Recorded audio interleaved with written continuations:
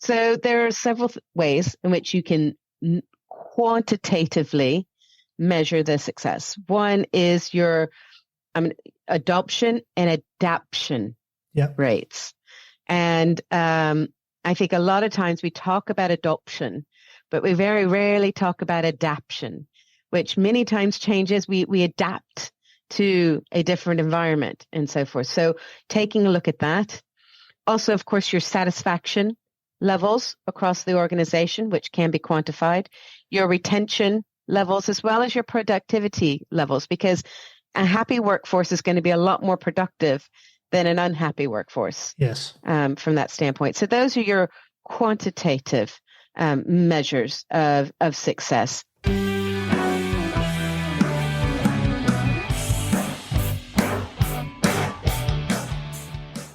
Welcome to episode 47 of the Inner Game of Change podcast, where I focus on exploring the multi-layers of managing and enabling organizational change.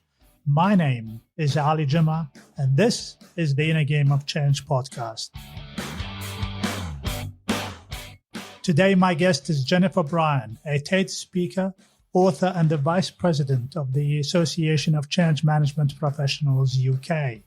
With over 20 years of work across various industries and organizations, Jennifer helps clients through taking practical approach, combining her coaching expertise with a focus on the behavioral aspects of change. A firm believer that learning and change go hand in hand, Jennifer has developed the ABChange Model, a unique change framework based on established theories of leadership and change. In today's episode, Jennifer and I chat about people-centric change, a topic Jennifer is very passionate about and wrote a whole book focusing on that topic. I am grateful to have Jennifer chatting with me today. Well, Jennifer, thank you so much for joining me in the Inner Game of Change podcast. I'm really grateful for your time today. Thank you very much for having me. It's an absolute pleasure. Thank you very much. Jennifer, today we're going to talk about the people-centered change. But before we dive deep into the topic, it will be fantastic for you to share something with my audience about who you are and what you do. Right. So thank you very much. So yes, I'm a published author and global TEDx speaker, as well as a managing director of my own change consultancy company.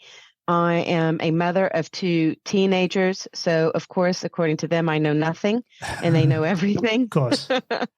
And I live in London as well, in North London. And that is kind of me in a nutshell. Where I'm really coming to the fore in this space is I'm very passionate about making sure people are thought of and are at the heart of the decision-making room when it comes to change, particularly. Fantastic. What inspires you to talk about this topic, people-centric change? I've got the feeling that there was another approach that did not work, and therefore you focused on this topic. Well, I come from a learning and development background. Yep.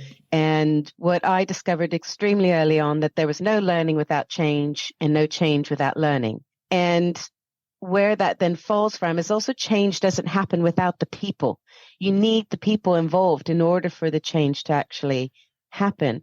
And what I know is a lot of organizations were always focused on the thing that needed to happen, the task of the change. They didn't focus on the people, and then they would wonder why it would fall flat on its face. And so that's what really made me start to focus and help people and taking a different approach, is because without the people, it just quite simply doesn't happen. How would you define people-centric change anyway? So I would define that by actually looking at change from their perspective and what that means. And that entails obtaining their voice on the change, but also understanding the world in which and how they see the world beyond the change itself. So it is looking at what else is going on for them and how are they, as a result, thinking and feeling about life at the moment, much less then how will they think and feel and perceive the change and the impact that may have for them. How challenging is it to involve people? You know, projects usually have the three constraints of a timeline, a budget, and a scope. You've got a certain period of time. You've got people who usually stretch with their normal jobs. How do we balance the reality of what's happening and also the expectation from a change? So it's about being, in its most simplest terms, real with people. Everybody knows that, change is happening constantly. We deal with it on an everyday basis. So when a lot of leaders think, oh, people don't like change, I completely and utterly disagree with them. People like change just fine. They just don't like being changed. So it's about understanding what all is going on. We used to pick up the newspaper. Some of us still do. Yeah. Some of us look at the newspaper on a screen. We're looking at, apps and from a news perspective, or we're watching it from television or our tablets or whatever it may be. We know what all is going on around us.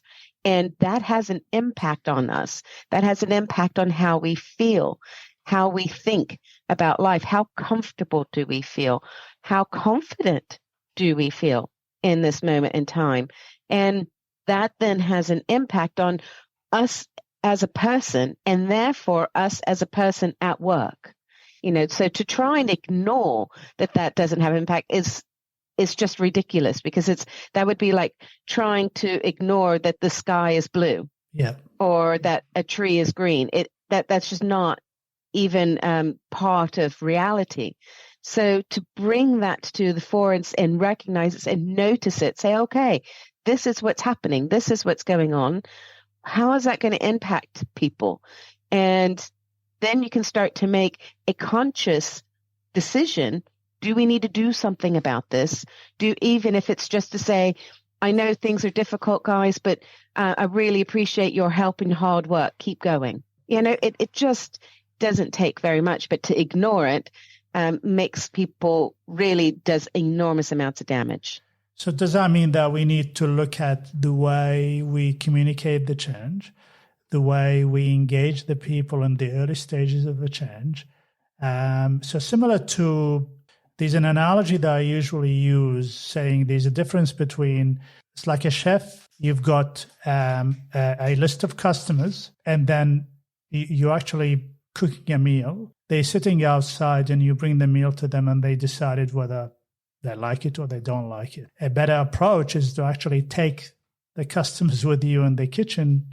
You show them all the ingredients and you show them what the final meal would need to look like, and therefore you work together. Is that a better approach? And is that an early engagement than they sit as passengers and then they decide whether they like it or not?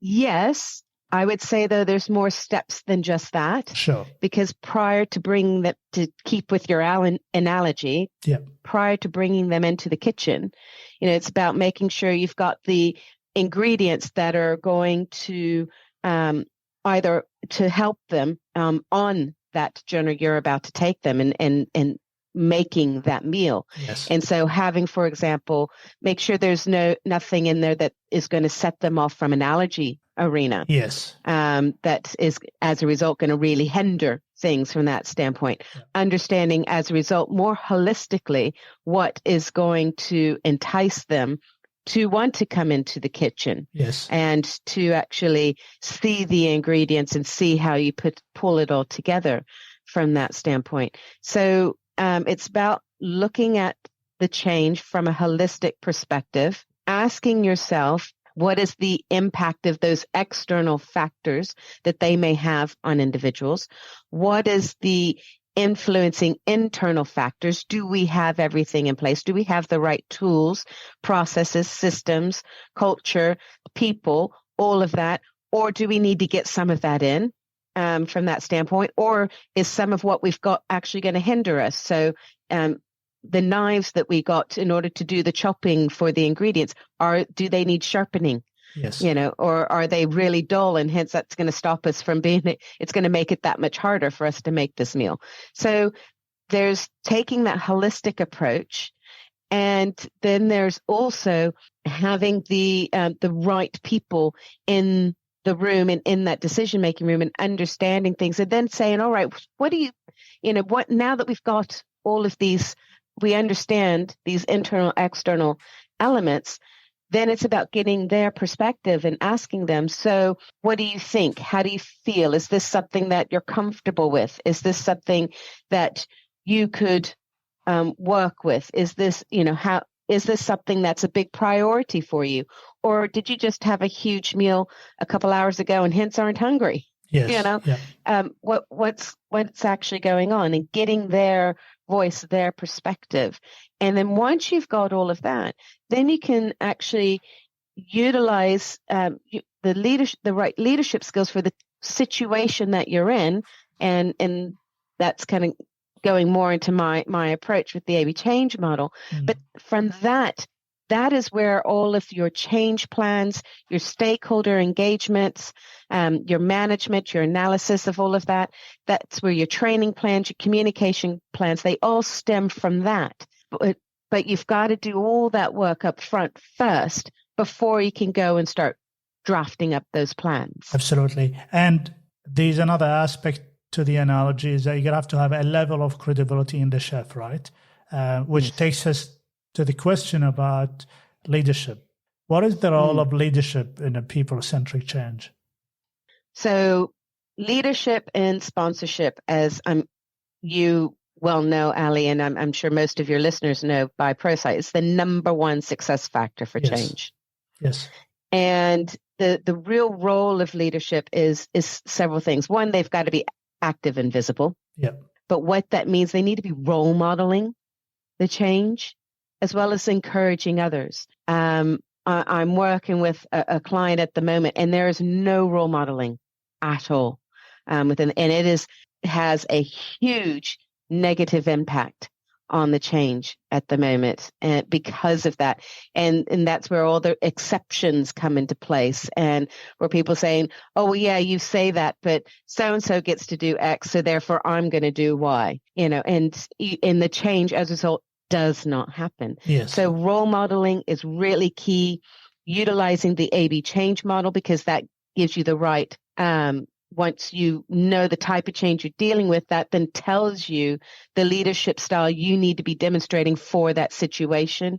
Coaching people through when it comes to dealing with resistance, because there's lots of ways in which people resist. There's 7 different reasons why they resist, and coaching really helps people through that. So those are the key elements when it comes to leadership. It's role modeling, utilizing the ABChange model, and coaching people in resistance. One of the key things that I always observe, and I want to dive a little bit deeper into the being active and visible, is that leaders, especially the interested ones, so showing up is not enough. You have to be interested, and also you almost become an advocate for it. But one of the key things that I always notice, the interested leaders, when they show up to change and heavily engaged in it, they do offer that psychological safety. If my leader is there to support me, there's more likelihood that I'm going to be supported. And obviously, leadership behavior is going to have to reflect that as well, because you can show up and you can be intimidating and all of those things. Is that your experience? Definitely. I was working for a different organization a few years ago, and the change went extraordinarily well. And it went extraordinarily well because we had that sponsorship and the leadership in the right places as well. The sponsor was extremely active and engaged with the change. Whenever we had a key message that needed to go out across the whole organization, the sponsor actually sent it out. We crafted it, but it all went from his mailbox through across the whole organization around the globe. And that has a major impact, because when it's coming from the top like that, and when you've got real active and visible sponsorship, people sit up and pay attention to that. And then when you're able to take them on a learning journey, which is which is very much in sync with the change journey, in my opinion, and hence the kind of philosophy that I utilize. People feel, right, this is important. When you've got the sponsorship, right, they go, this is important for the organization. This is a huge priority. Yes. It also then means that all the other leaders go, and that, right, yes, it's not just us asking a favor and saying, oh, I need your help. Can you give me somebody from your team to help do yet? It is actually, this is a big priority. I'm going to make sure you've got the resources, whether it's people or things, in place to enable this to actually happen. Yes. And it opens up so many doors from that perspective.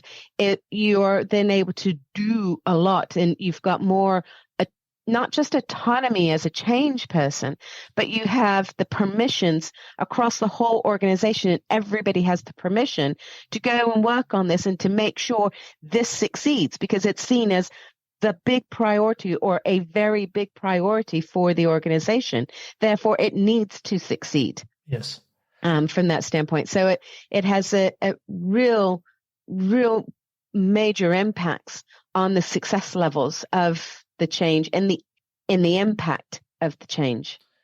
And I also notice, Jennifer, that when a leader shows up, it is by default creating the accountability for the middle management who are actually managing those changes. And because that's the subtle message out of that, especially when, and I work with a lot of executives, when I overtly ask them to clearly articulate the expectations at the end of the change. And so those expectations are articulated in the front of the staff and the managers become the accountability and responsibility of the management team as well. Would you agree with that? Oh, completely. 100%. I mean, it's when the leadership is not in the right place, or the sponsorship rather is not in the right place. And what I mean by that is, if it's a genuine organizational transformational change that affects all parts of the organization, that sponsor needs to be the CEO. But many times the sponsor ends up being, if it's a technology change, the CIO. Yes. Or if it's an HR change, the HRD, and so on and so forth.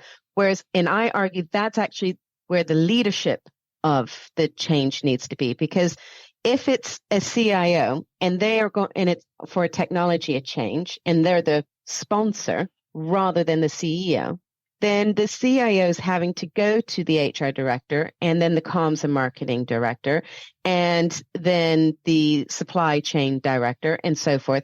And effectively, they're asking for a favor from them to help him on this change. Yes. Yep. And that becomes, and it's not that people don't want to help. They do, more often than not.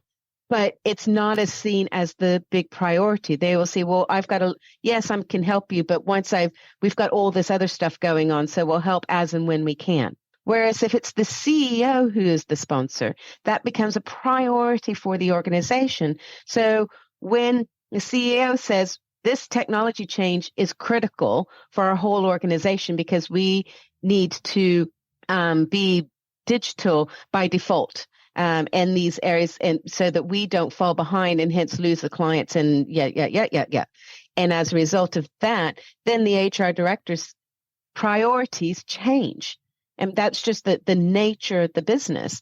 And as a result, supporting that change becomes a big priority for them rather than another thing for them to do. You mentioned something interesting. It goes up on the priority list. Yes, you mentioned something interesting. I am always curious to see CIOs and those roles sponsoring change. The change should be sponsored by the leaders of the business. CIOs usually run IT and information services, were actually delivery functions. They deliver the change. They don't sponsor it. Exactly. And I completely, on a very interesting point you're mentioning here. I have seen in the past CIOs sponsoring, and I always had a question mark, but maybe later, after getting a lot of deeper experience for me, they can be a sponsor, but there's an executive sponsor somewhere. There's somebody else. Exactly. There's somebody else that we actually deliver the change for. Yeah. They can be a sponsor for a change that doesn't affect the whole organization. Yes. So they can be a sponsor for a change for their area. Yeah. But if it's a change that affects the whole business, they can't be the sponsor of change. As I said, it's the leader. They are the leader of change. And going back to the example I was sharing with you earlier, when they had the right sponsorship and leadership, we had the sponsor was the CEO, and that was really key. But I worked towards the CIO. He was the leader of change, but he very much saw himself as the leader. He was driving it from a delivery perspective, making sure that, things were in place and giving me the autonomy to enable things to happen. But we had the sponsorship from the CEO. So when the big things had to get communicated, it came from the CEO. Those key messages, because you also know, Ali, when it comes to messaging, at the end of the day, if you or I send out a message, the likelihood of people opening it, much less reading it, is 1 to 2%. Yes. Whereas if the CEO sends it out, that's 56%. Yeah. So there's a big difference there. Yeah, and obviously a message coming from a person of authority will have more likelihood to be read and understood, and probably it should generate a lot of questions around the change well. It should. And but the interesting thing is, the one that gets the most open and read emails or the ones that the people we work with. So those change champions become real leaders of change as well, and really critical, because their emails get open the most, because of course we work with, everybody works with them on a regular basis. Yes. So that's really key. Talk to me about I'm curious to hear your thoughts around the phenomena or the principle of champions, advocates, network. Whilst I believe in it, I see the implementation and the practice is really poorly managed many times. Yes. What's do you have any stories to share? I have all kinds of stories. But if I can just unpick that question a little bit. Sure. So from a change network, I think a lot of people utilize, first of all, language quite freely, and it's not entirely clearly defined. To me, change network is all those involved. So at the top is your sponsor. Yes. Then you have your change leadership. Yes. Then you have your champions, and then your project team, and then your line managers, middle managers, team managers, and everybody else. They all form a part of the change network. They are all involved with it. The question is, at what level, with what responsibilities, and with what actions as well, because not everybody has to be doing everything. Yes. So it's about unpicking a lot of that. And so that to me is what a change network is. So I just think that needed defining. That in regards to the management of it, what I've discovered, so I was working on a research project with a university last year, and this business school, they have a membership group of loads of different organizations in the private and the public sector. Yeah. And they went to their membership group for volunteers to come onto this research project. And what the project was about was integrating foresight into people-centric change. Now, I think rather naively, myself and the other researchers on this project, we came in it a bit naively thinking people would, because they volunteered to be a part of it, they would be really gung-ho to actually integrate a lot of the tools and the approach that we were testing effectively in this research project. And what was really fascinating is that they started out quite gung-ho, but very quickly they lost the motivation and stopped doing it. in many ways. And what we discovered is that when people are faced with there's a couple of things. When people are faced with having to deliver change within an organization, there are a lot of things that get in their way. And one is themselves, because what I must admit I took for granted was that when I do a stakeholder engagement, I'm incorporating everybody. I'm not looking at just the project team. Sure.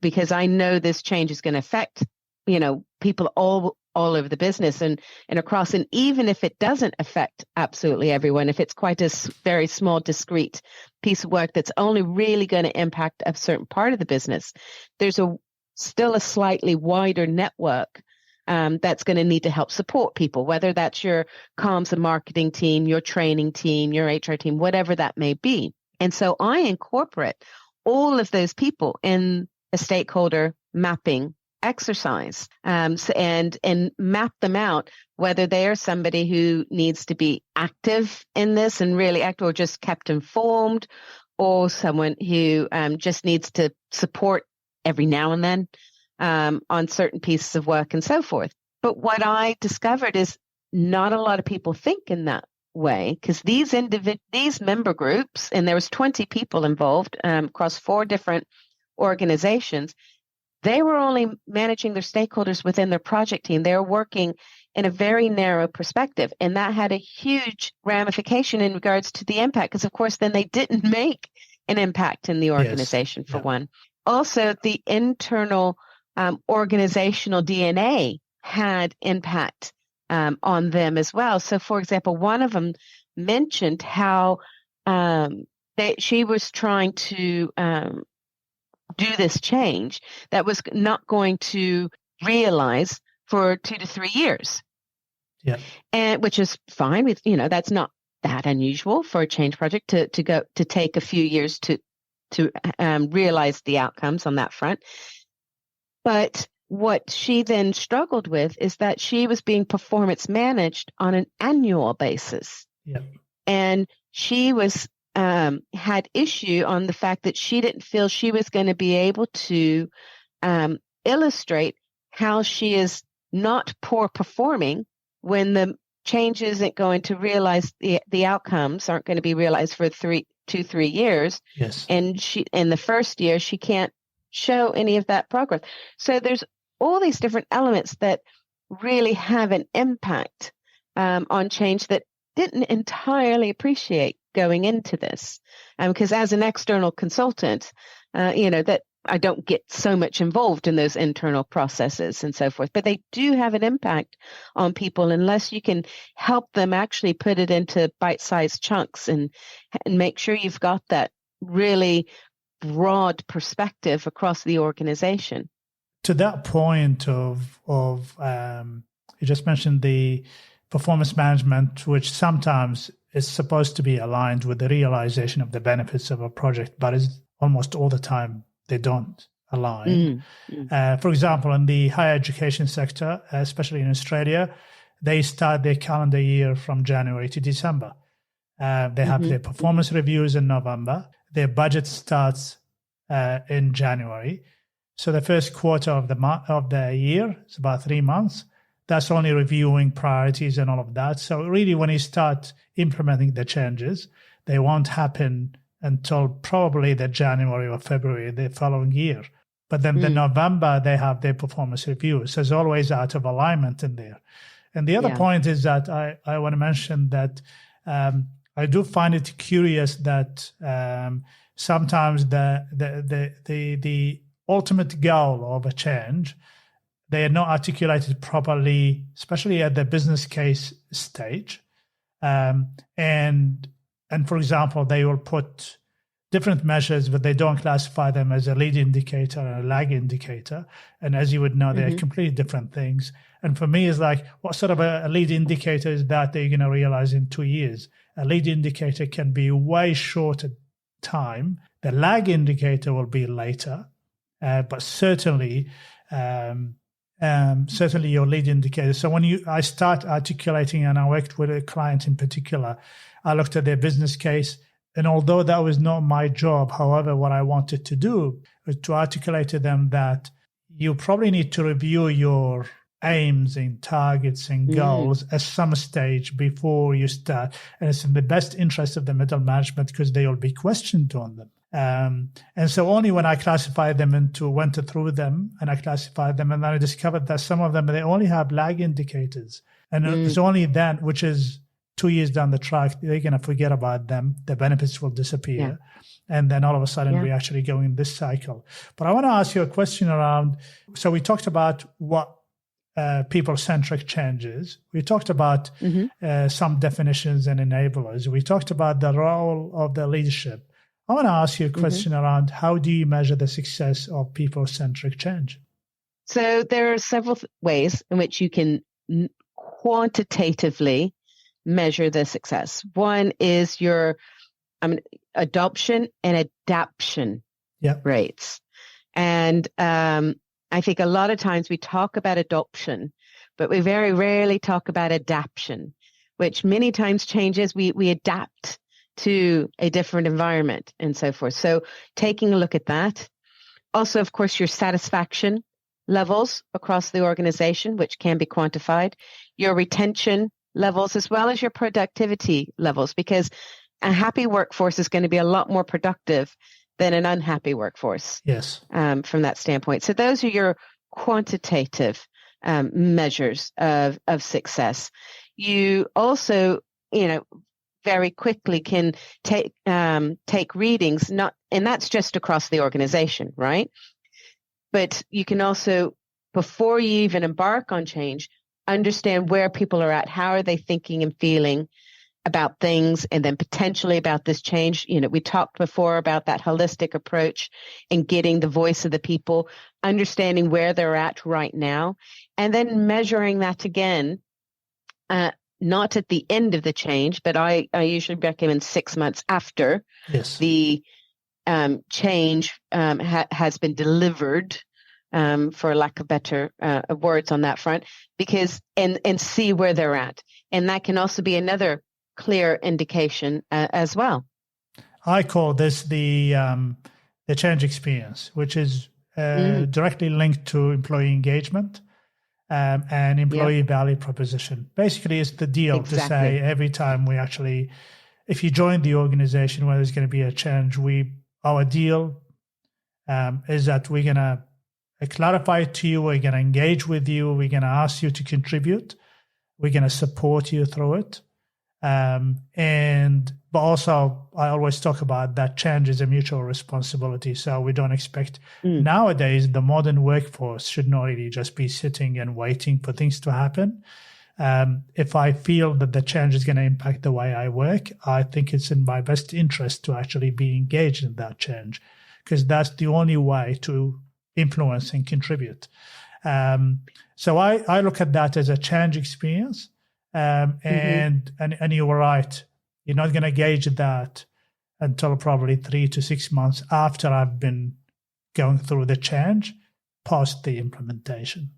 Yes, but and I say but because I don't think it's down to the individual personally to make the decision to get engaged. I think it's down to the organization to convince the individual they should be engaged. Absolutely. Yes. We need to be able to communicate why I use different avatars. I've got Sam in Norwich, Jane and Tay, Maria in Brazil. And why should they care about the change? Yes. We need to be able to communicate very specifically not just what the impact is, and we not put it in an all-in management spiel of effectiveness and efficiencies, because woohoo, that gets us so excited. Not. It's about why should they actually care? What is the impact on them directly on their day-to-day world, and hence why they should care about it. Once we are able to communicate that as an organization, then it's about them coming on board and being engaged. Yes. But that's a real key thing that a lot of organizations forget about and don't realize that is the criticality of communicating it in that way. And that's a really important point you're raising in there, is that we gotta have to, as an organization, articulate the value of engagement and upfront. And that's probably the best way to get a buy-in at the start, and also offering me a bit of a buffer, because I usually am tied up with my job. And then how do you offer me that particular space to be able to contribute and be creative in the design process? But we've also got to be very genuine with the ask. You know, if we're asking people to be engaged, which with change we are, we've got to be genuine with it and appreciative of that engagement, and not just expect it and take it for granted and as a tick box exercise, which and many, I would argue, employee engagement surveys and so forth are tick box exercises. And there might even be a session afterwards of, let's understand where this is coming from. But then very rarely does anything actually happen with it. And I think that's very important, that we as change leaders, change managers, and the organization needs, first of all, we have to articulate the why they should care. Yes. Help them then get engaged, and then show the appreciation of the engagement. Yes. Yeah. One of the things that I always do in a genuine way, every time we get contribution from any member of the organization to the project, in whatever capacity, we get the leader to acknowledge them formally and CCing their leader in the email. And in that way, then, it's actually an acknowledgement for somebody's work and contribution. So we don't just, to answer your, to your sentiment around don't take it for granted, that is the simplest way of not taking somebody's work for granted as well. Exactly. And they will appreciate it. It'll come out of nowhere. We're very strategic sometimes. We send an acknowledgement on a Friday. That will set them really nice for the weekend before they go for the weekend. And we CC their manager. So they know we would like their managers to know what their employees have actually done. We are coming to the end of the podcast, Jennifer. I'm thoroughly enjoying this conversation. I'd like to ask you to share with me what are the key takeaways that you would like our listeners to think about. Thank you. Gosh, it's hard to believe the time's already flown by. The key takeaways, I think, is about utilizing the holistic approach. It's really key because that brings together the foresight and the organizational development tools to really get a understanding, a breadth of understanding of what the change context is, that then defines the type of change, so that you can then use the ABChange model to then take a look at, all right, then what do I need to do as a leader as a result of? And from there, all your change plans come out of that, the results of that.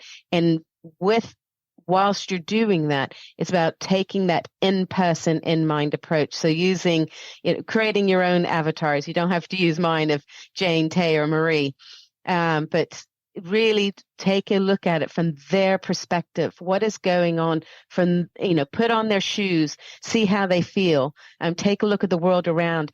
And whilst you're doing that, also check on the assumptions you're making whilst you're doing that, and just really get an understanding of what all is happening from that perspective. So those are the three kind of takeaways: that holistic approach with the foresight or organizational development with the ABChange model, and that end person in mind. The voice of people, isn't it?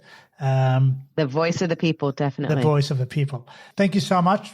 Really wise counsel and I certainly have taken a couple of things in here.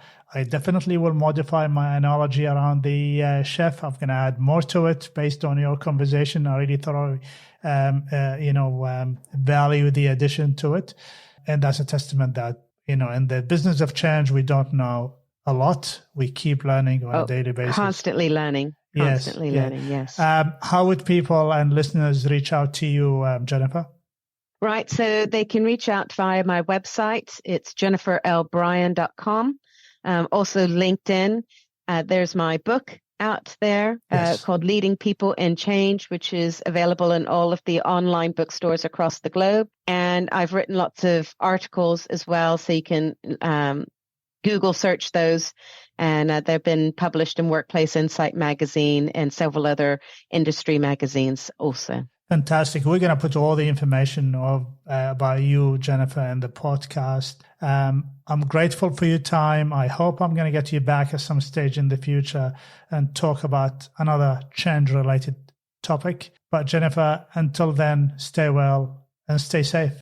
Thank you very much. It was absolute pleasure, Ali. I really appreciate you inviting me to come on board. Thank you very much. Thank you.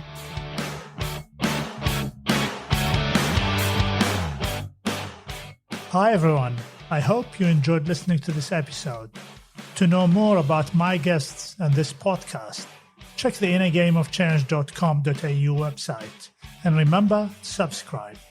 I can't wait to share with you my next podcast. Until then, stay well and stay safe.